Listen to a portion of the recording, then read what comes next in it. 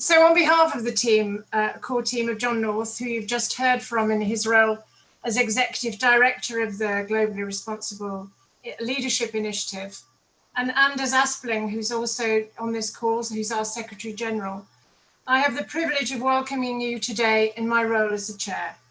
It is so wonderful to see so many of us in this Zoom room, those who've already participated in cohorts, and there is a real sense of joy in welcoming new people to this experience.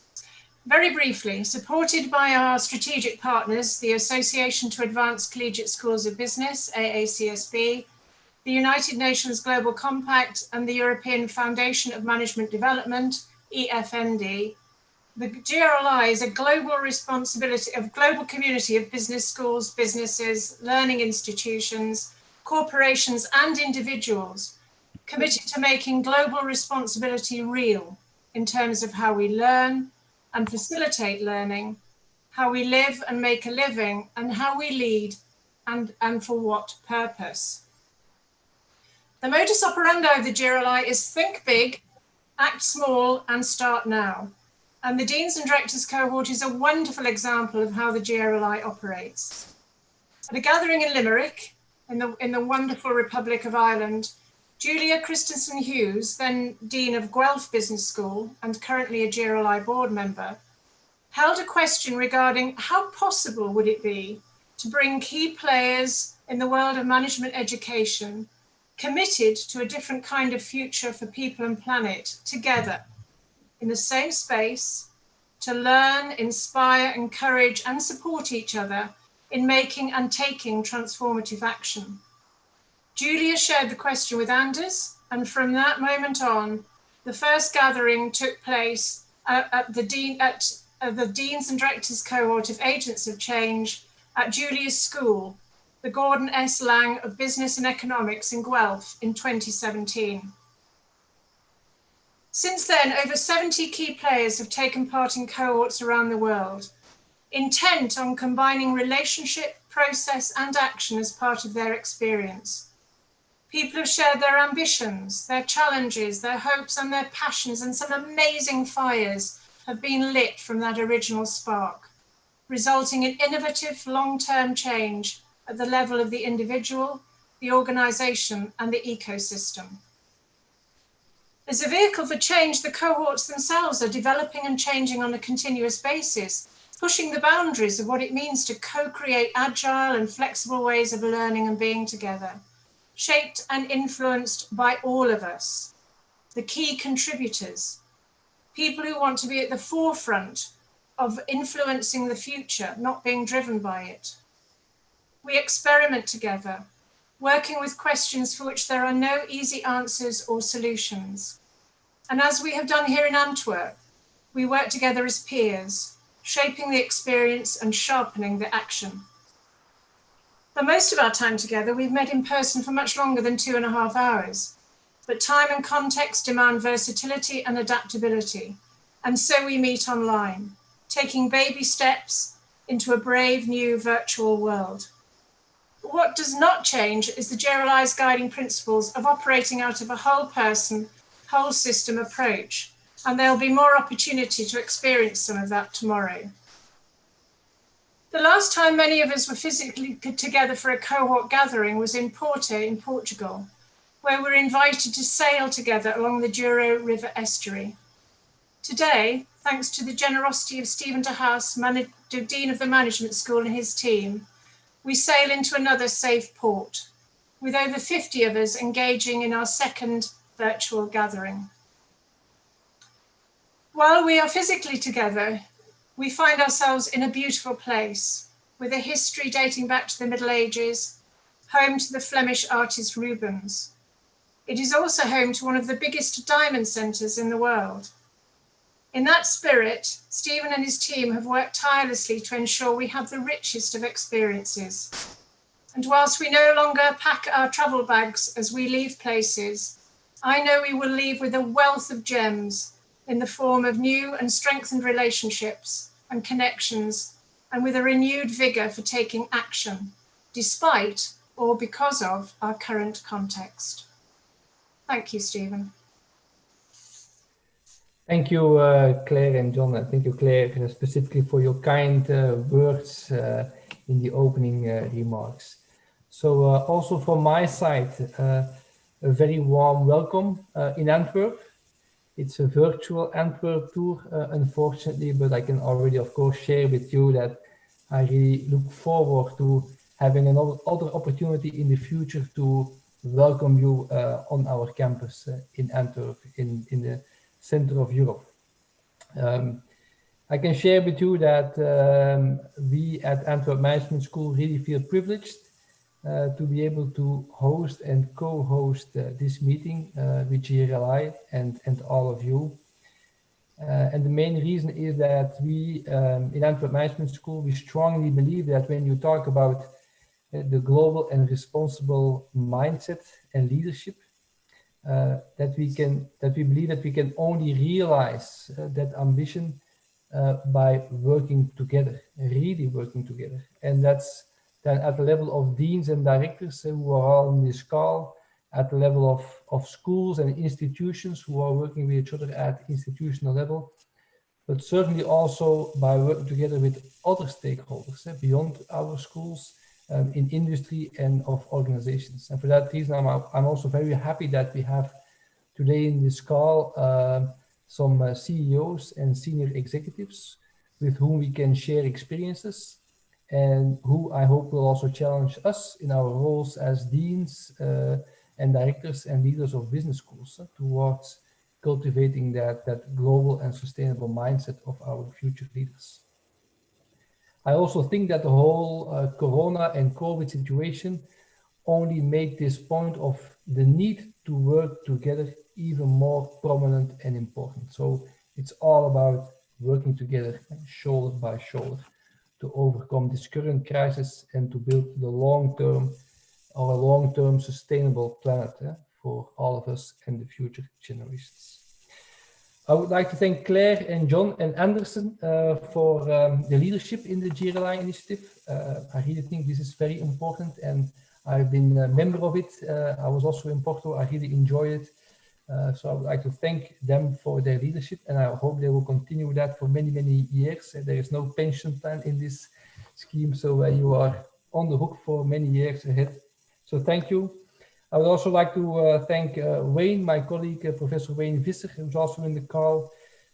He holds the endowed chair in Antwerp Management School, which is an industry-based chair supported by the Port of Antwerp, BASF and Randstad.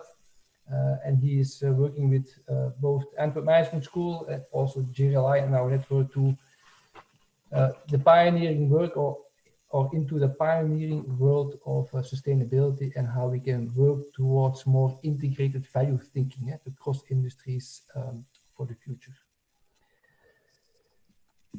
If I'm allowed, I just want to share 2 words about Antwerp Management School to make sure that you know where you are. I know this is all virtual, so it's a bit strange, and we would have loved to show our campus with all of you. But just again, very briefly, 2 minutes on the school.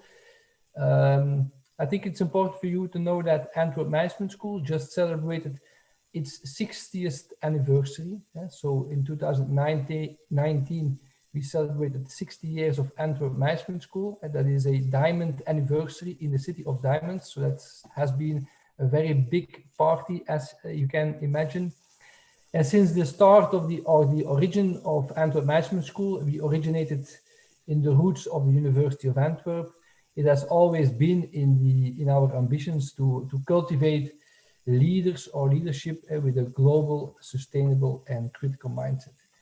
And what we think is important there is that you as a business school then also walk the talk, that you go beyond just putting that on your front door and in your logo and in your mission statement, but that you really want and do walk the talk around sustainability and global leadership. So we want to do that, or we are doing that in the school in all our research activities. And to give you one example, I just referred to my colleague, Professor Wayne Visser. And we have that industry-based chair where we work with the University of Antwerp and Antwerp Management School, but also the Port of Antwerp, BASF, Randstad, and many other industry players to to explore the new frontiers towards integrated value thinking and the sustainable mindset. So that's through that lens of research where we want to walk the talk. We also want to walk the talk in all our educational activities. So when we disseminate the knowledge on sustainability and integrated value to our degree programs, executive masters or advanced masters, we developed and designed the past years an integrated journey. So not a single course on sustainability, but more an integrated journey where all our participants run through a year or 2 years of integrated multidisciplinary thinking to better understand what is that global critical and sustainable mindset of a young or experienced leader. So also there, we want to walk the talk.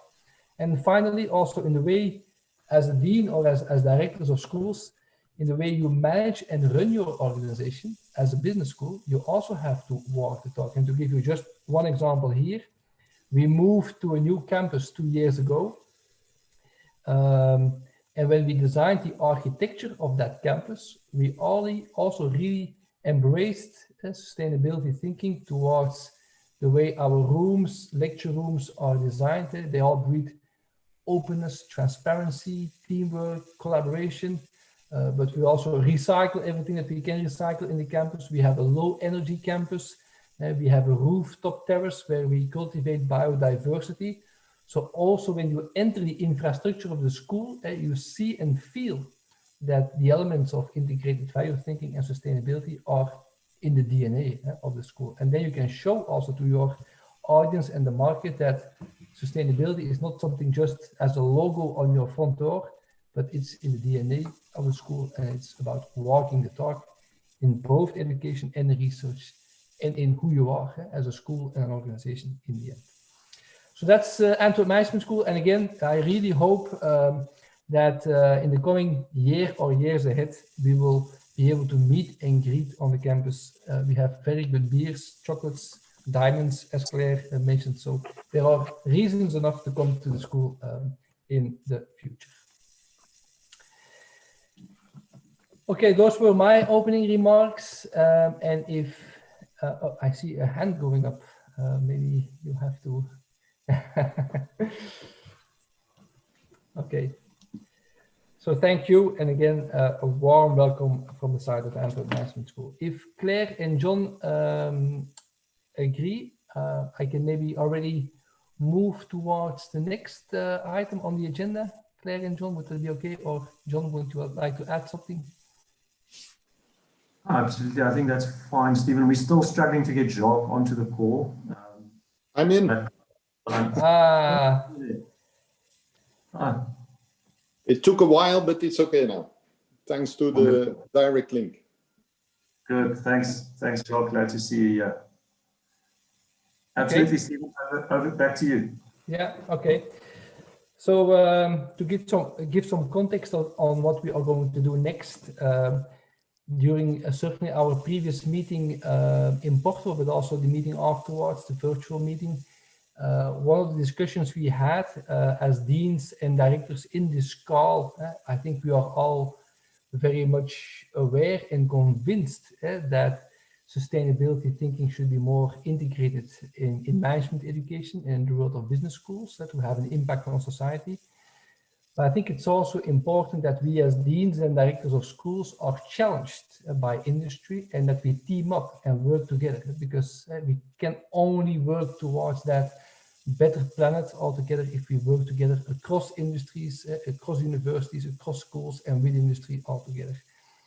And for that reason, I'm very happy that we can invite and that they are willing to give their time to this group. Some senior executives and CEOs also coming from the network of Antwerp Management School to go into that debate with all of us. So what we are going to do next is we are going to give the stage and the floor to these senior executives with some thoughts, challenges for us as deans and directors, and then we can go into a dialogue with them to better understand how we can create that mindset for future leaders altogether.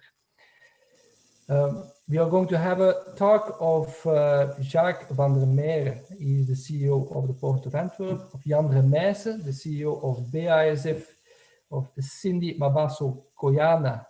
She is the chair lady of AWCA Investment Holding, and then Eddy Annys.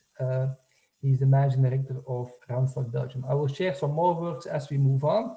But I would like to give with the floor first to Jacques Vandermeiren. As said, Jacques is the Chief Executive Officer of the Port of Antwerp. He's also a member of many board of directors in other organizations. He is the chairman of the SHIFT, the international network on sustainability. And he has been a long-standing member of the General Council of Antwerp Management School the past years. Jacques is also one of the leading forces in what we call in Antwerp the Antwerp Partnership on Sustainability, where we work together with the Port of Antwerp and BASF and Randstad and the University of Antwerp on bringing sustainability to the next level. So we owe, as Antwerp Management School, also a lot to Jacques and to the Port of Antwerp, and I'm very curious to hear his thoughts that he is going to share with us. Jacques, the floor is all yours, and thank you for being here. Thank you, Stephen, for your very kind words, and sorry for having caused some difficulties to get me into the Zoom meeting, but that's why we moved from Zoom to Teams and Hangout since April in the meantime. So, well, anyway, good afternoon, ladies and gentlemen, and of course, I'm very pleased to be joining you today for this, in my opinion, very relevant get-together, and of course, a pity that we can't meet in person, but meetings like this, in person or not, I think where we gather to share our ideas and challenges are very crucial to move forward in this difficult time. And these past months have challenged us all in finding solutions and answers to the COVID crisis. And we cannot be fooled, in my opinion, by certain shocks that we experience, and only strive towards the short-term solutions. Besides this pending COVID-19 crisis, we are confronted with the current geopolitical challenges like trade wars, like increasing protectionism, like Brexit, and with the consequences of the climate change. And it shows that we have most probably pushed some boundaries too far. And these long-term disruptive evolutions urge us to design a long-term strategy which we can act upon step by step to restore that fragile balance. And it's clearly time to review business models and make the shift towards a circular economy that not only creates financial wealth, but also human and natural wealth. And we cannot do this on our own. I'm very convinced about that one. And big challenges can only be addressed by means of collaboration. And also the importance of SDGs as guidelines in this shift is greater than ever. These SDGs unite a triple helix by highlighting the interest we all have in common and by guiding us in rethinking business models. And that is why we collaborate with knowledge institutions like AMS, and why those collaborations are so close to our hearts. Management schools have a very important role to play in partnerships, like the AMS chair in sustainable transformation. And they are the key to successful transitions in achieving the SDGs. So we need the new generation, the business leaders of tomorrow, to be prepared to face global challenges and to be a positive force for change through businesses. And we also cooperate with AMS in our senior management program, a successful cooperation, if I can say so, which is very beneficial for our senior managers in order to gain theoretical insights and to benchmark with other companies. And the professors think along with us, are flexible and adapt to our needs by means of co-creation and connection practice and theory. Our senior managers experience a precious added value, and it also gives them the opportunity to build a relevant external network. Of course, the gap between the theory and application is and remains there, and thanks to the type of collaboration, management schools like Annys will understand our context and challenges better and grow in them. And we already experience this growth. We appreciate these efforts and welcome them to continue in the same direction. We are also looking forward to the further development and the rollout of the training programs on sustainable transformation as part of this very important chair. Like in the senior management program, key will be to close the gap between theory and practice. And it's essential to test theoretical insights with the business and the business reality, and to closely track trends and innovations and evolutions, to capture them and to translate them into action and into program offerings. This way we can make future business leaders fit for purpose. And as future leaders, they can have a big impact. They have a power, small power, but a real power to help reshape the world. And the moment to make the shift and to rethink business models is clearly now, and we need them for doing that. So let's continue our fruitful cooperation with Annys and this network event, because I'm more convinced than ever that network will always win. Thank you. Hey, Jacques, thank you for your words. And let me rephrase it. The purpose of the 4 talks that we have of the CEOs is that we try to understand from them what are their requirements and needs from the business and organizations towards building sustainable mindsets.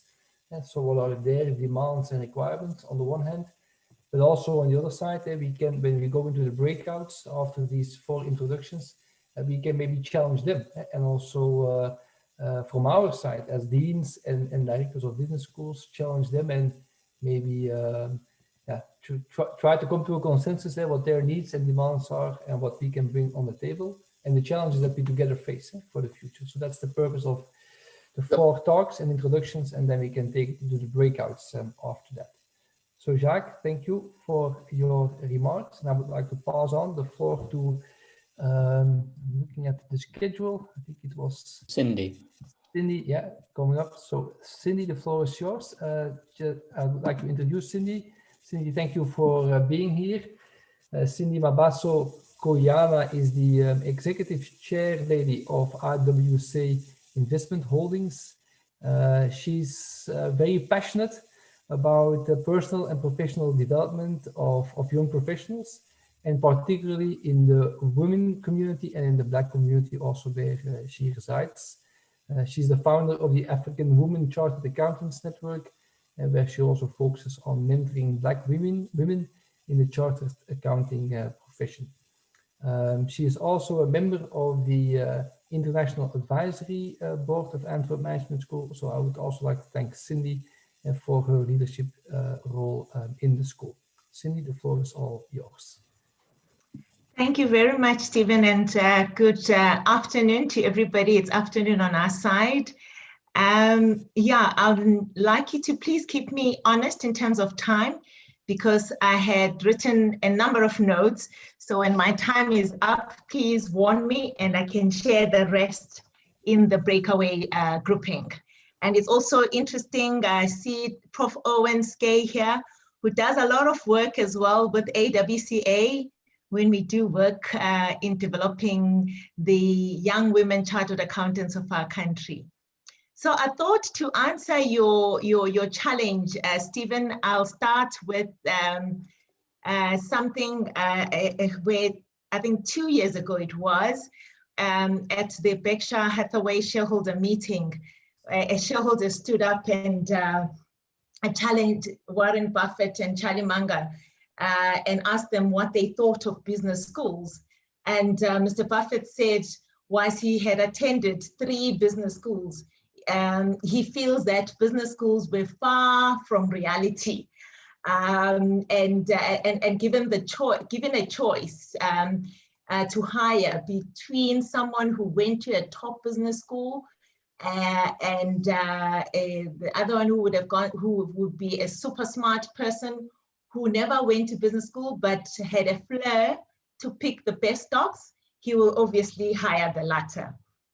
He said that it is critical for any teacher that they must give you insights and help you to become a better person who helps you see the world differently and to make the world a better place. And this was 2 years ago. I found this quite interesting.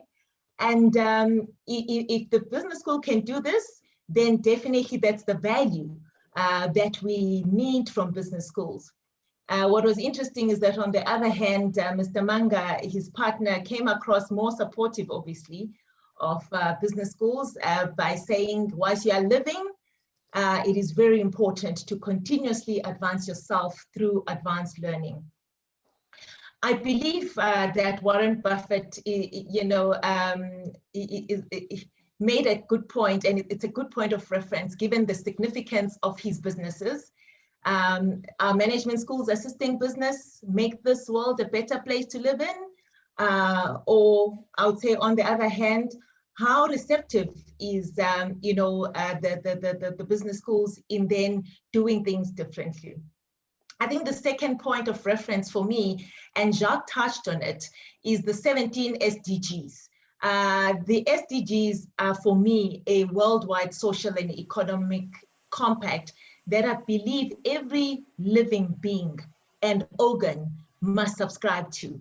And if that's the case, I think this is clearly the mission and vision statement for the world. So for all of us who live, need to make sure that anything we do, whether we are human beings or business, needs to hang on this framework.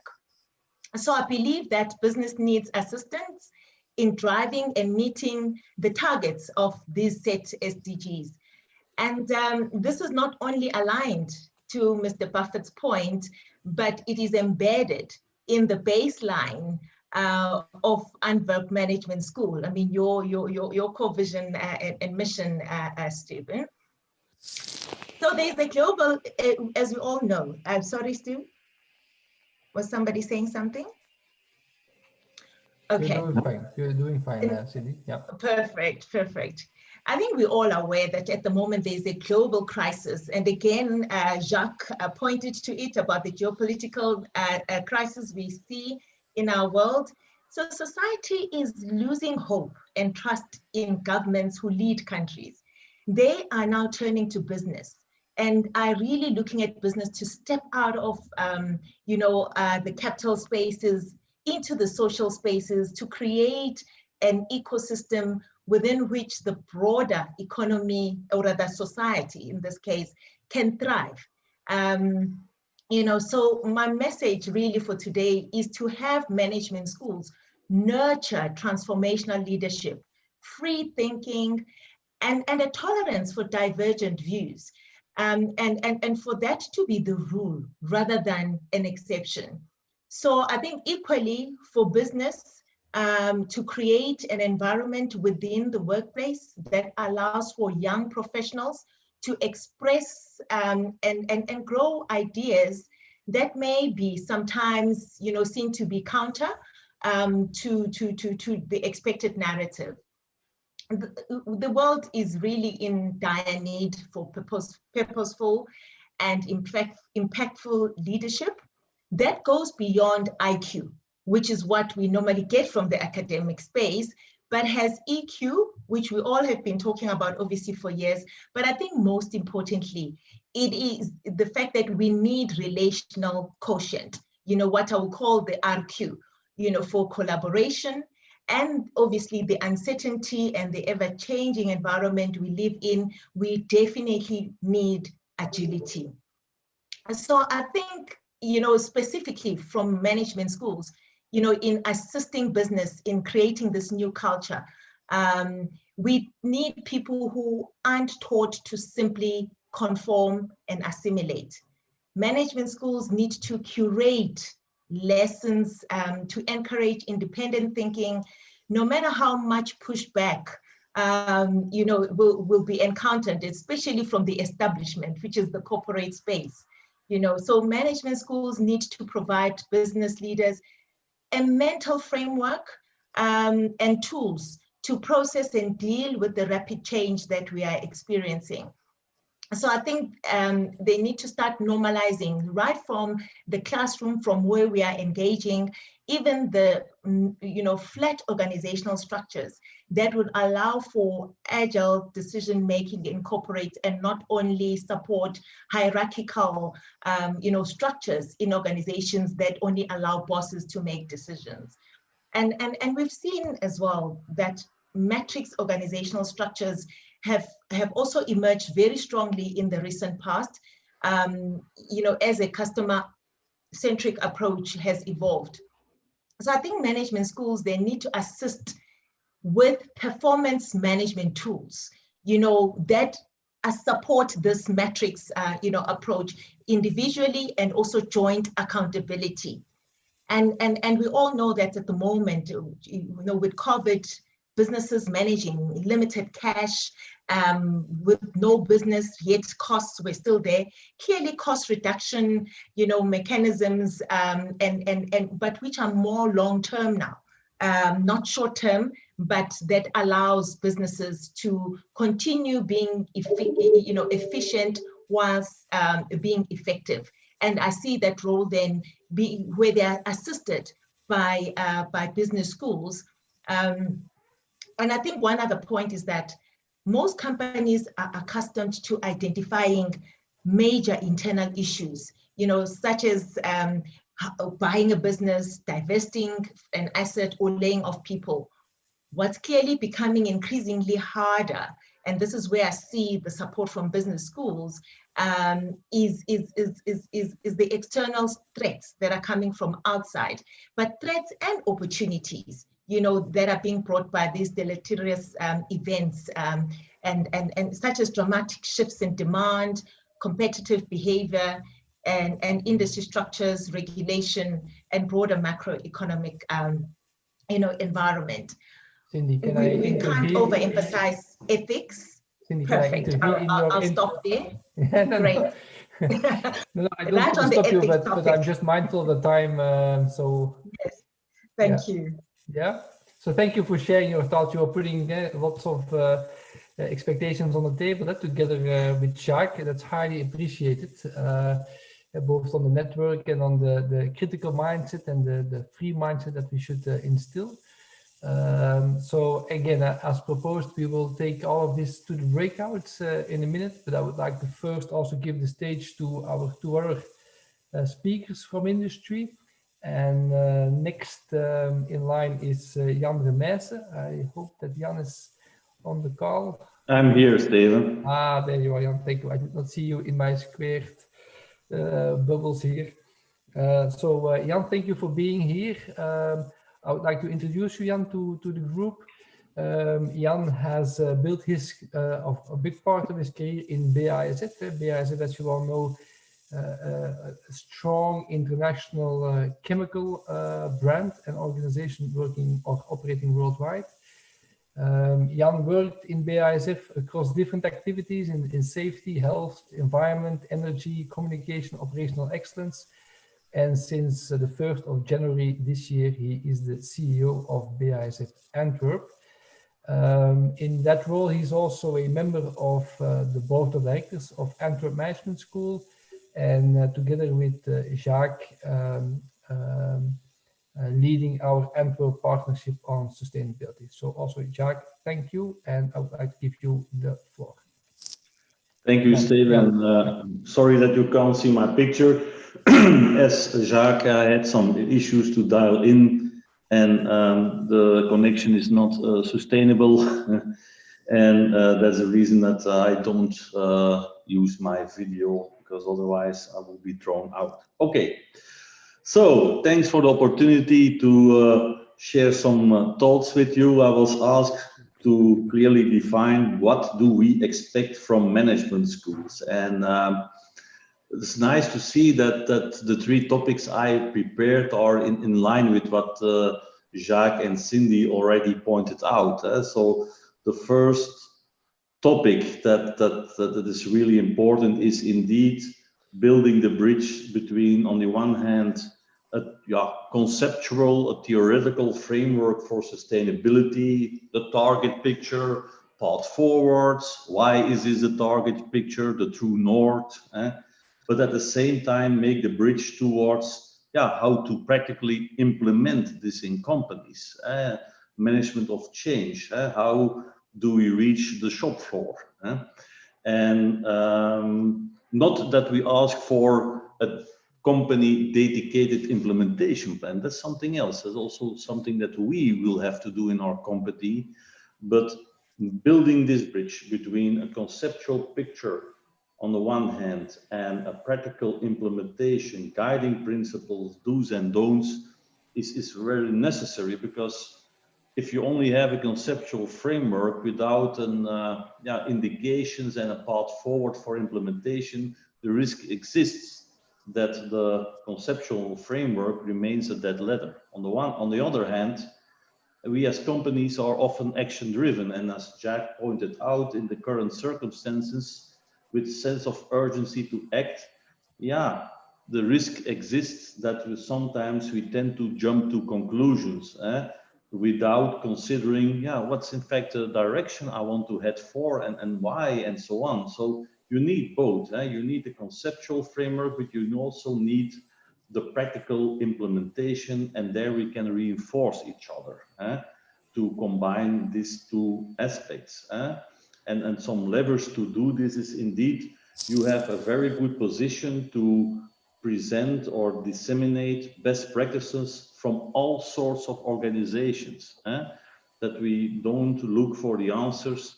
For me, for instance, looking only at chemical industry, I think we also can learn from other industries, from service providers, and so on. And there you have a unique position, because you have a view on many of those dimensions. So we need inspiring hands-on examples. On the other hand, there's also some methodologies on how to tackle those issues. So that's the first topic I wanted to raise. So a smart combination of conceptual thinking and action on the shop floor, and motivate our people to join. Second point is how to measure the contribution to sustainability, because at the end, bit black-white, if companies are assessed, most of the time only the financial performance is considered. And I know there are sustainability indexes and sustainability rankings, okay, but at the end, in our society today, a company is assessed based on its financial performance. And there we need some good frameworks to put sustainability and the three pillars in the focus.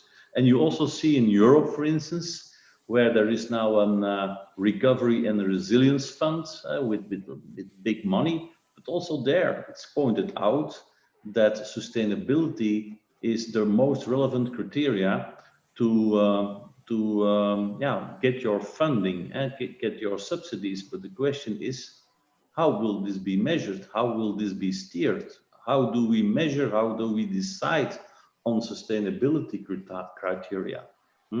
So also there, point two, we need support. How can we measure, make transparent the contribution towards sustainability? And then last but not least, as also was pointed out, I think by Jacques, deliver us the future employees and leaders who at the same time have the conceptual background of sustainability, understand the relevance, but at the other end also know the tools how to bring this to really changes. I think Sindi called it IQ and RQ, combine your intelligence with the relationships. How can you touch people that I say, hey, okay, I don't only understand it, but also my heart say yes. So not only the brain say yes, but also the heart, and I live it. I live it, so that you develop a new culture. So Steven, I hope these were my 3 major topics to further discuss. Thank you, Jan. Much appreciated for adding these extra elements to the debate. Highly appreciated. I would like to close the 4 introductory sessions with Eddy Annys. Eddy Annys is not joining the call today. He left a video statement for all of us, which we will now watch. Eddy is the managing director of Randstad, Belgium, also leading our Antwerp partnership on sustainability. And maybe just as a side note, in his previous life, he was one of the Olympic athletes of Belgium, and he's still Belgian champion for the Olympic discipline of high jumping. Yeah? So we are very proud to have him here, although not only virtual, but even not physical, but in a video statement. So let's watch the video quote of Eddy Annys. Vale.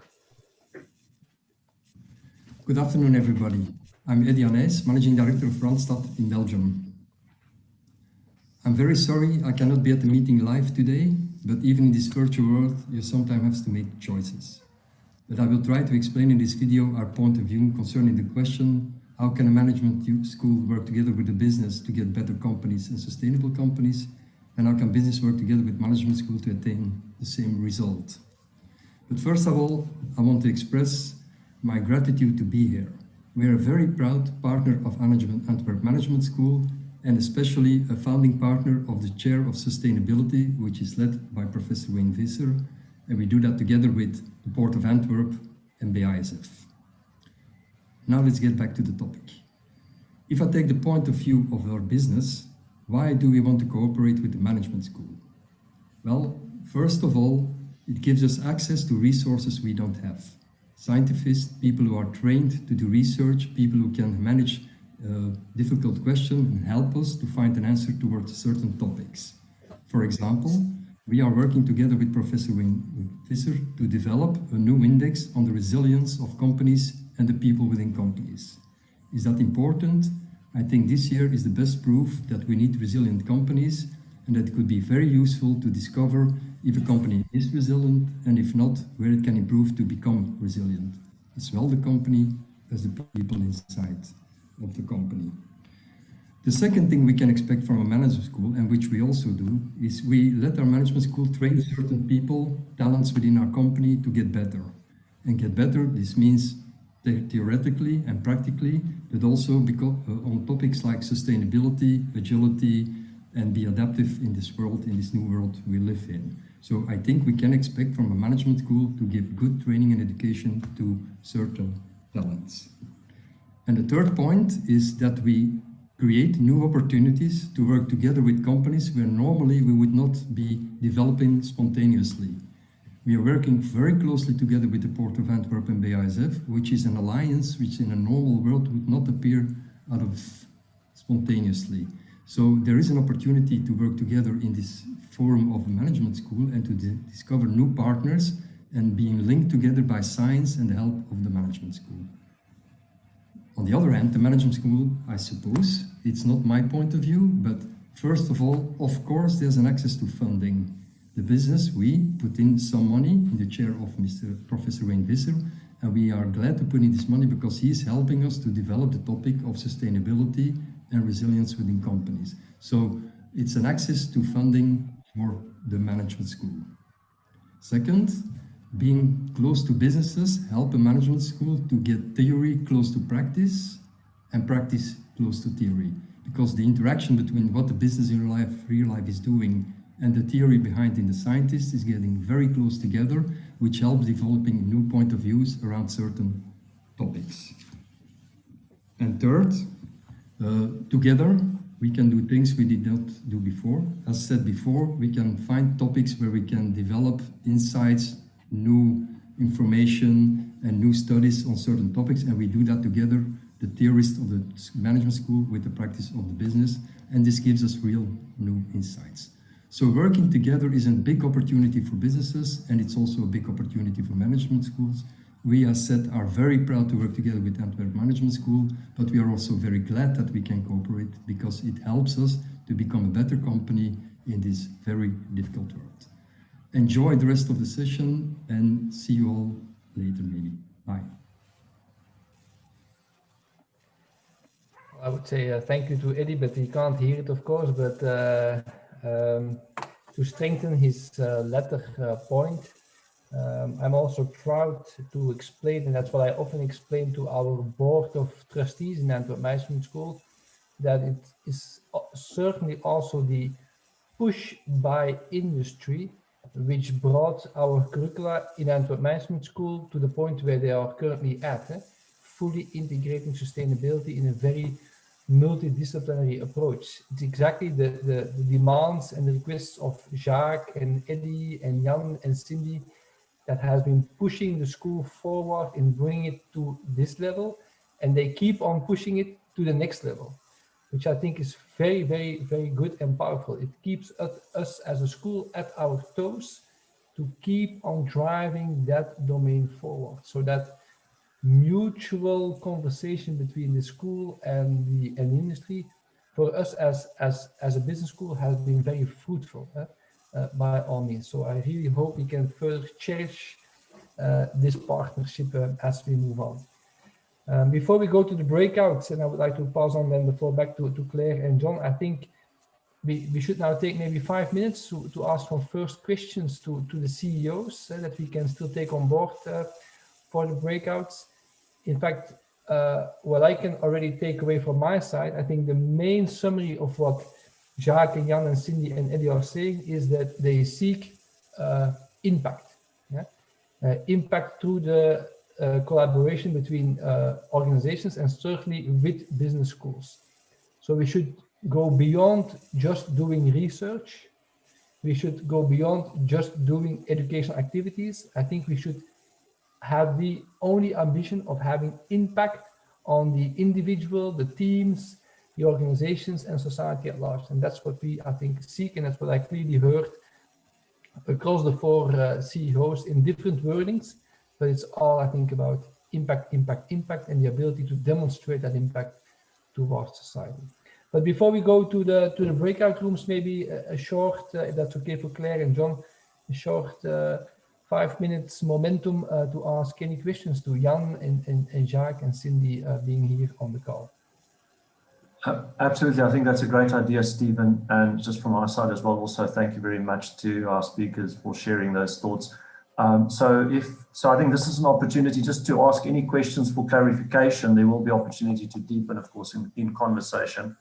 So if there are any clarification questions that it's something you'd like to check out, please just unmute yourself or put up your hand. I'm just looking for one in the chat. Oh, there we go, Dale. Yes. Yeah, first of all, I would love to thank Stephen and also the panelists who have come in and sort of laid the landscape out for our first thing. Wonderful. I only wish we could be together, but I know I'm sharing what we all think.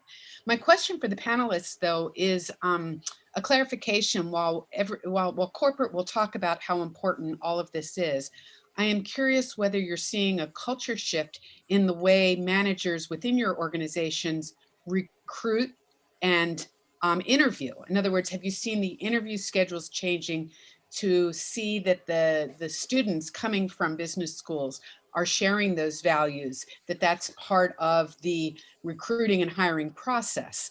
It strikes me to make that connection between both business community and those that we educate there's got to be some kind of cultural shift in the way we interview for who we actually bring into our organizations if we hope to have this large scale paradigm shift beyond just maybe grades and major and job experience. I can answer. The reverse is even true. Nowadays, we notice that the applicants, they ask actively, what is your sustainability policy and how do you implement it? So they don't only want to hear nice concepts, but also want to hear, and what are you then in practice doing? So we even hadn't put back quite the time to prepare to more touch this topic with our applicants. They ask it themselves, and we see it is a criteria that don't only choose for the big names for a company, but they want to know with which kind of company I am planning to engage myself. So that's really an evolution that we see nowadays. So we are challenged. What is your sustainability storyline? And more important, what are your actions that you're already taking? So not only nice words, but also show me examples. We have a question also, thank you very much, Jan. We also have a question from Mary Watson. I'm going to try and keep these short because I know there's going to be lots of questions. So we're basically looking for any clarification on what's already been said. If there's anything unclear, Mary, I'm going to move to you next. Sure, thanks, John. I appreciate it. Just wondering to the extent that any of you are looking at design schools for candidates. I'm calling from New York from the New School, which has the Parsons School of Design, and we have active engagement with business. So just wonder how prevalent that is in your own industries.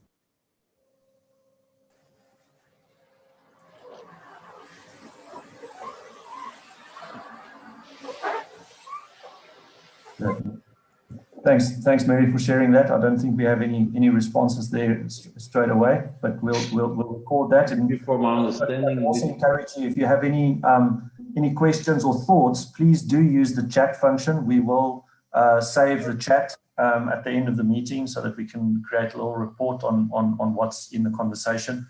Just checking around the room. Any other point of clarification? Wayne? Jacques had a response to this last one. Yeah. My apologies. Jacques, please go ahead. No, on the first and on the second one, I can confirm what Jan was telling on how we are challenged as an organization these days, much more than in the past, and especially as a port authority, we moved from a passive landlord role into a community builder role. So it's we are attracting much more profiles coming from the private industry and wanting now to join a more public company with a more purpose-driven and more societal role and impact, and that's an important thing that our evolution in the last few years. So that's the first comment I would like to give. And on the second one, on the design, we have the privilege to live here in Antwerp in the probably most beautiful port house of the world. Designed by architect Zaha Hadid, and it gives a different culture within the company. Having the privilege to live in an iconic building, well, it's of course a privilege, but it opens your mind. And if you can see behind me, it's with an iconic view on the port, but the whole building within and from the outside gives another dimension to the role of the port, the visibility of the port, and it's a combination of old and new, and it triggers all the minds of the port of Antwerp colleagues to be innovative every day and creative. So I fully subscribe to the importance of design in these days, much more than ever. Make sure that as Jacques was talking, he was talking about the design of the building For those of you who dialed in late, perhaps, I believe, Jacques, I think that's the building that you're joining us from. So that gives you... Absolutely. Sitting in the back of the building on the highest floor, which is an incredible experience every day. Wonderful, wonderful. So the old and the new, and the importance of design. And those of you who joined us at the meeting in Porto may remember the sailing, and it does appear as if we've reached another safe harbor. So that's wonderful. So in terms of the breakout, we probably won't be able to do the full 30 minutes. So I'm going to close the rooms in 25 minutes. We have divided you into small groups of roughly 7 people per group. When you get into the room, we'd like you to do a very brief round of introductions.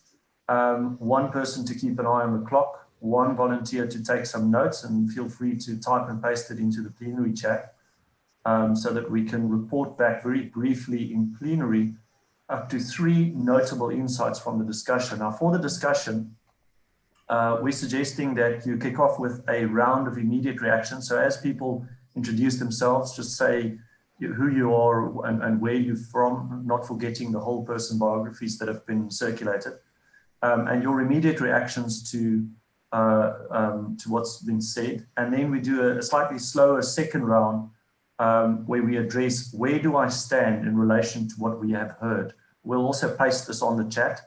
Where do I stand in relation to what we have heard? And you'll notice that this is more of a me level inquiry, and we'll move into the next breakout where we'll start considering the we. Those of you who have been part of the GRLI discussions knows that we think of global responsibility as integrative responsibility to the self, the other, and the whole, or as we sometimes say, me, we, and all of us. So, so this is our first breakout.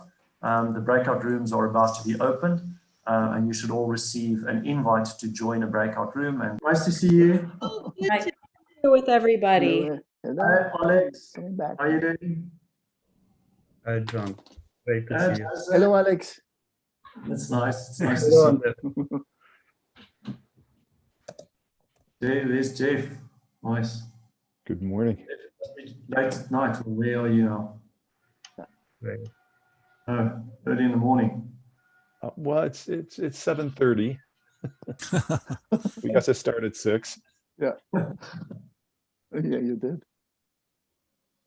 Good to see you, Jeff. Thank you. Great to see you.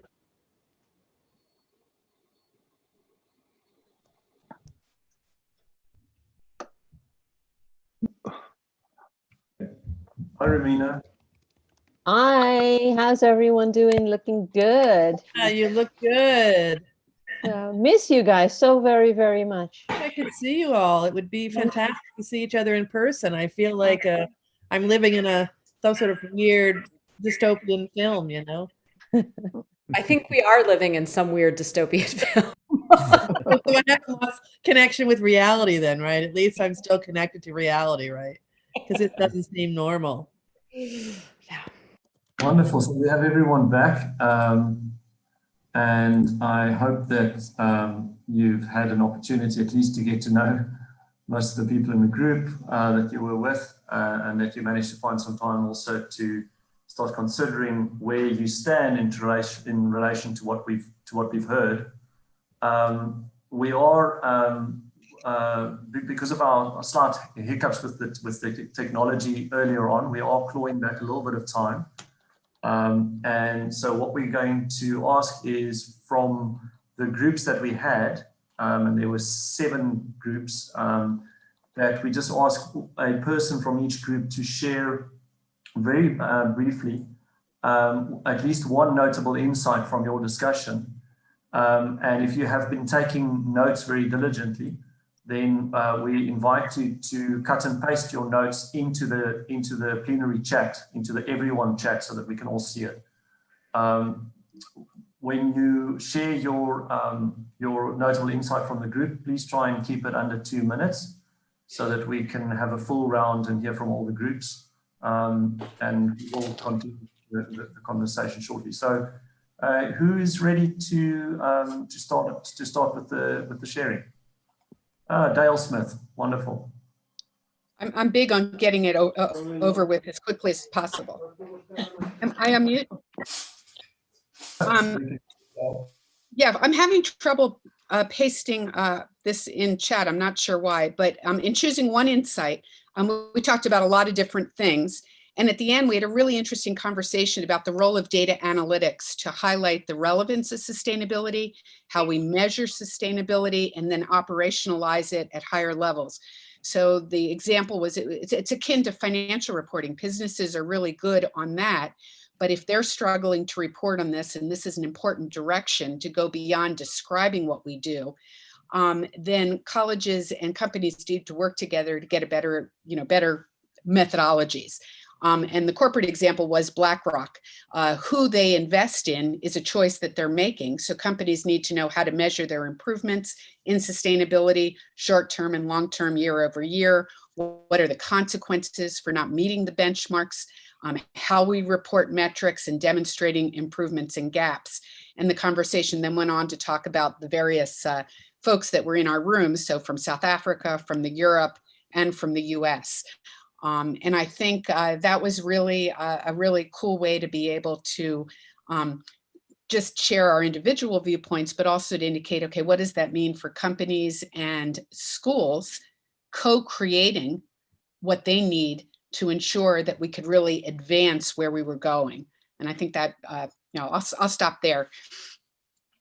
Great, thanks, Dale, and your group, which I think was Jan and Kelly and Mark and Raquel and Wayne and Wendy, I think. So moving on to the next group, who's ready to share their one key insight? I see Ilka, or is it me? Yeah, Mary, you want to go ahead? Mary, you had your hands up. Go ahead, Ilka. You can report for group 4 if you want, or if you want me to do it, just let me know. Yeah, go for it. I typed the notes into the chat. Okay, so I'll just say briefly that our group focused a lot on equity and inclusion, and Sindi shared with us something she did very interesting to help more Black women chartered accountants get roles and succeed in boards and get roles in institutions, and really made the point that you have to prepare them to succeed, not just to get them to get the roles, but actually to know how to be successful. And that one of the things they had done in partnering with some business schools, I think Duke was the one she mentioned, was actually do some simulations of these kinds of roles and board roles to actually help them, be successful. And I think Ilka made the very important point that many companies are still hiring based on perception of fit, and that fit is actually making the selection of candidates who are more the same as opposed to diversifying the fit. And then I guess finally, we talked about research requirements for universities and how difficult it is for universities to change because the requirements for scholarship tend to be not towards the applied or not towards sustainability or not towards entrepreneurship, but more towards conventional fields, and some strategies to actually open up those success factors for university faculty in working with business and in broadening what constitutes success and tenure. Thanks so much, Mary, and Ilka also for the notes and for that group, which I think included Sindi, Van, is it Hanelena, Faiza, and Concecia. So thank you so much for sharing. Just before we move on to the next group, please be sure to listen carefully and also check the notes that are going into the chat, because we are going in our next round of breakout. We are going to consider, having heard from all the various groups, what the immediate and obvious implications for our practice is and what other questions this raises for us. So with that, the next group that's ready to share. Debbie Keeling. Debbie.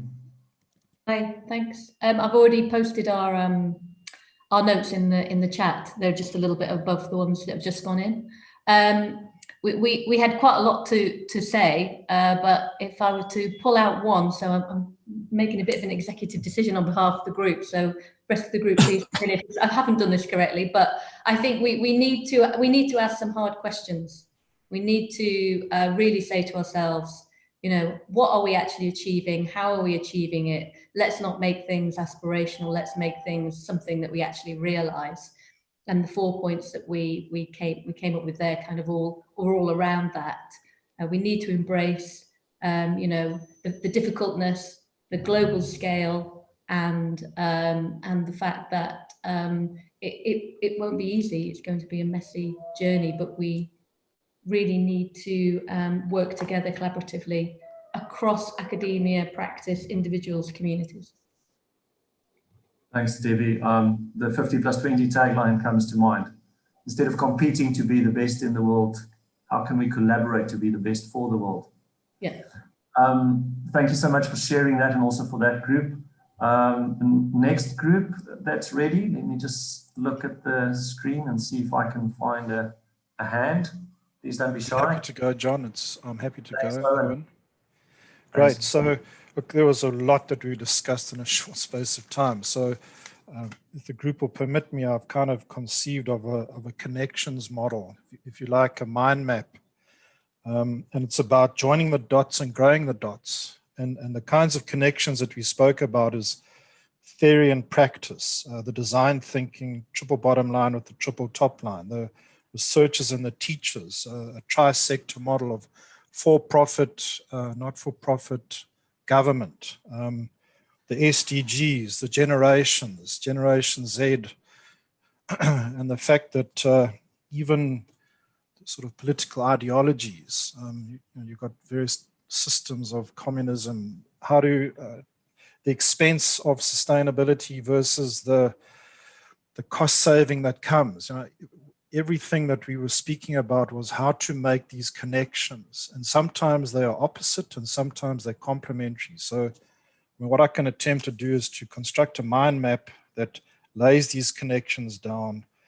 And I think that we're saying that there's dots that need to be connected and there's dots that need to be grown, and that's where the creativity and innovation comes from. Thank you so much, Owen, and also for capturing some points from that discussion. And it sounds like this mind map may be a useful thing to explore a little bit further also when we meet tomorrow. The next group. Sure, I can attempt a quick summary. It's also on the chat. I mean, we had a little debate about whether this was a real gap or a perceived gap. So is it that companies don't know what's really going on in the business schools well enough, because there is a lot of innovation going on. On the other hand, we weren't also all of the same mind. Some felt that business schools fall into the trap of just describing what's going on, normalizing the reality and following rather than actually leading and advancing. And there was an interesting analogy with medical schools. Do we advance science, in this case, the science of business, in the same way that medical schools advance the science of medicine? And so that was a challenge to ourselves, really. Of course, we do influence through the students that are provided. And the feeling was that many businesses do know what the values and priorities of the business school are, and that's what attracts them. And they do come and collaborate. I thought an interesting point was that often business schools are engaged at the early stage of conceptualizing and maybe designing a tool or something like that. But when it comes to implementation, then you need far more resources, and then they go to the consultancies who have more resources. And so we tend to lose, to some extent, that implementation piece. And I mean, those are a few points. Feel free to jump in if there were other important ones that I've missed. Julia's just adding on the chat there. Maybe here's an opportunity. Thanks, Wayne. Yeah, unless one of your group members would like to add something there, maybe this is just an opportunity to hear whether there were any other kind of wow insights or questions that arose and that were perhaps not touched on in terms of the feedback now before we turn around for the next breakout. I just want to see whether there's any other sharing that anyone feels they'd like to share in the plenary. Well, maybe from our group, and then please the other members First discussion really talked about the mindset and kind of the mental map and the need for a transformative way of thinking.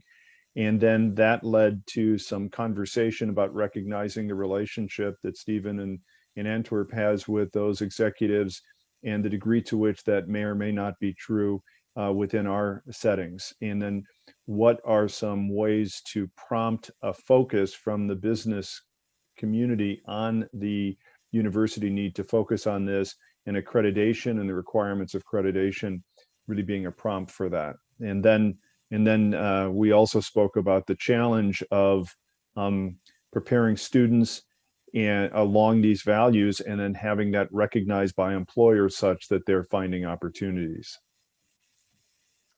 And to add to Jeff's point, I was also in that group. We talked about the importance of the coalition of the willing, and building a coalition of willing between academia and industry, and then drive the innovation from that perspective onward. So I think the coalition of the willing was the key word there. Mm-hmm. And that we in Antwerp indeed are privileged with the Cohort and BASF and Randstad to have that and to drive that innovation. I think also that the cooperation between the business and academia being very important in Antwerp, that it needs to take into consideration the other stakeholders such as society and the planet as well. It's not just about the benefit of those two, but how those two together can create a benefit for all.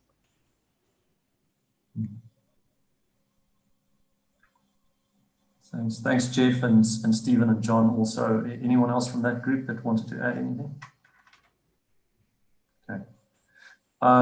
So that does cover all 6 of the groups. But what's interesting, and you may also see this coming through in the notes, is that there are a number of themes arising. Dale is asking about what does co-creation really means. Julia has raised the question of what business schools could do if they had the kind of resources that, for instance, schools of medicine had to allow kind of clinic-based learning, allowing students to create and run their own businesses and the like. So what all of this kind of verges towards, I think, is that we've now heard some reactions from the other groups. And what's clear is that there are some immediate and obvious implications for our practice, and this is now moving into the we realm, and it raises some additional questions. If, for instance, there's to be a coalition of the willing as a key ingredient, as Stephen has just described it, then one might ask, but how do you create a coalition of the willing? What are the conditions for ensuring that you have a coalition of the willing around your institution? Now, I don't want to preempt what those questions are because that is for you to explore. We have roughly 37 minutes left on today's call, and so what we're going to suggest is that we allow 20 minutes for the next breakout. It's going to be the same group of 7 people. To make things simple, we're not going to rearrange the groups. Again, one person to keep an eye on the clock, one person to take some notes. Having now heard reactions from the other groups and maybe some ideas have started stirring, the discussion centers around the following. What are the immediate and obvious implications for our practice? And what questions does this raise for us? Tomorrow, we'll deepen this work and also start looking at the all of us implications. So in other words, at an ecosystem level. But we're now starting to look at our schools and the practice within our schools or in our institutions, and what questions this raised for us. So with that, I'm going to reopen the rooms. We are going to open the rooms for 20 minutes, and they are about to open these. Thank you everyone for rejoining, and we are moving to a close, but before we do, we've asked you all, as you go through the second breakout discussion, just to capture some of the significant questions or implications that were highlighted during your discussion. So please go ahead and paste those in the chat. Of course, what we'll do with the chat is we will save it, and it will form part of our report. And we will most certainly pick those questions or implications that came out of your discussion just now. We'll pick those up tomorrow.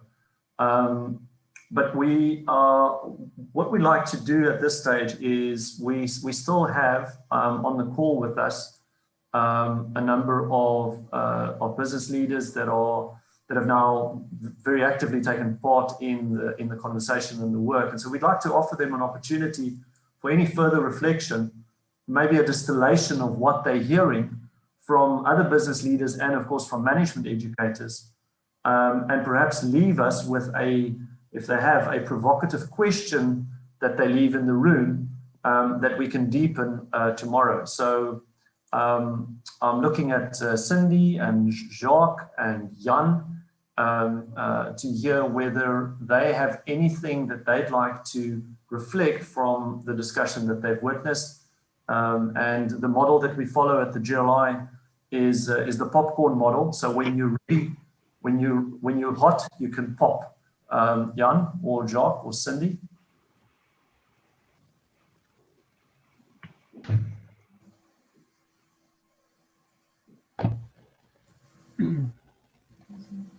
Right.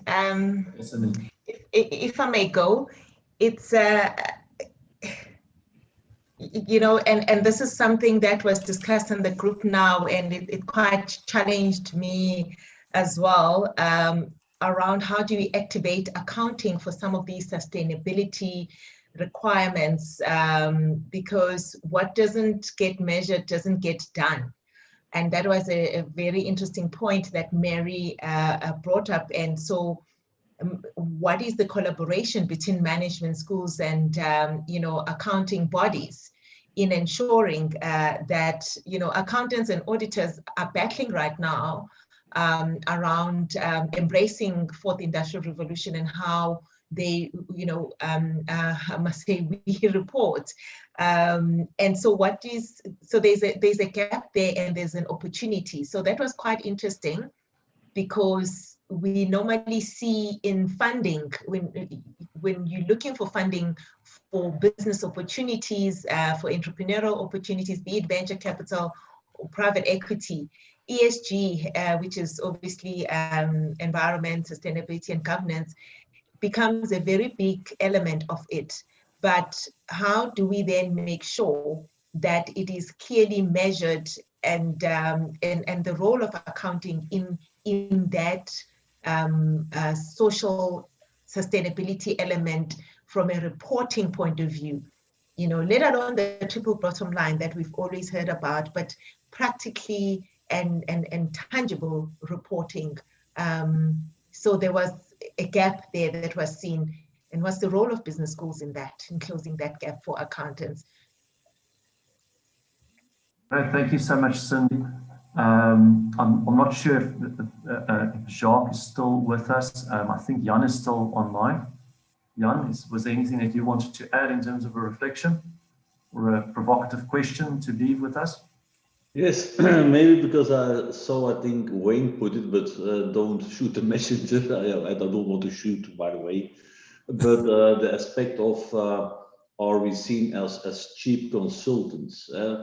No, that's definitely not the case. I think the added value is that we are on the one side prepared to take also our time to develop together with you, with business schools, this balance between conceptual framework on the one hand, and on the other hand, then implementation, guidance and principles. I think this is the added value that I see there, and that you don't have when working with consultants. So that certainly may not be the perception that could arise, that this kind of co-creation collaborations are driven by a cost optimization. I think because also one of the aspects in our collaboration is not only find a solution for BASF or for the Port of Antwerp. Our genuine interest is also that based on our cooperation, we can train the future leaders. Hopefully some of them will be our future employees, of course, but that we also want to train the future leaders. And that's, for instance, something that a consultancy firm definitely won't do. Thank you very much, Jan. And yeah, and maybe adding a few words. In my opinion, business schools, you have two words: business and school. And I think your first focus is being a school. So the focus is on education and educating the right things, of course, and in the right way.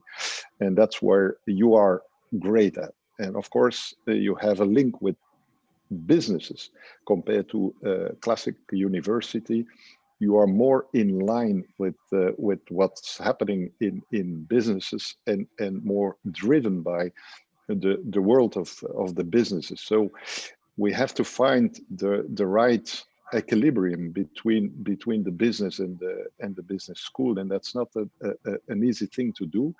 But please stay away from the consultants. Don't try to reinvent yourself and become the implementators of things we need in businesses. What we need is a challenger, a partner in finding the way, especially on SDGs. And I'm not a big fan of the internal academia. What you see with Tesla, with Google, with NG, and lots of multinationals doing many things within the company. That's a terrible mistake, in my opinion, because you lose the strength of the networks and the diversity and different angles of looking at things. But it's not easy. And what I was telling in our group, what makes a difference in partnerships, and that's for businesses very important. We have always a choice between many suppliers, and all of them are very good at doing what they are doing. But the final choice we make is on the human dimension. Who is bringing what? And so people, luckily for us, people are still making the difference. So it's important to have bright minds, but also brilliant and open minds in business schools. Very much, Jacques, and glad. I very nearly missed the fact that you were still on the call. So thanks so much for adding that. I'm just looking at the clock here. I think as we move to a close, before I ask Stephen just to do our thank yous, I'd like to give you just a short reminder of tomorrow. I think what we will do is we will recirculate the dial-in details and probably replace it with a brand new link. So do look out for the email. We'll send that out shortly. Of course, having received quite a bit of input today in terms of the insights and experience of Sindi and Jan and Jacques and Eddy, and also having met a few new colleagues from around the world, tomorrow is an opportunity to deepen the dialogue, to get to know each other a little bit better. If we're going to sustain the kind of transformative change that is needed, we do need those deep relationships, and I suspect we'll find that there's quite a bit of work that we can do together that we can't do on our own. So we've touched on the individual perspectives. We've started considering the implications for the we level, in other words, the organizational perspectives, and maybe tomorrow there will be some time to think about what we can do together, all of us, and creating that systemic impact that is needed. So I'm going to hand over to Stephen, just to say a last few words from his side. And Stephen, I think after that, we'll ask Wayne just to do a little bridge before we pause. And of course, then we'll continue tomorrow.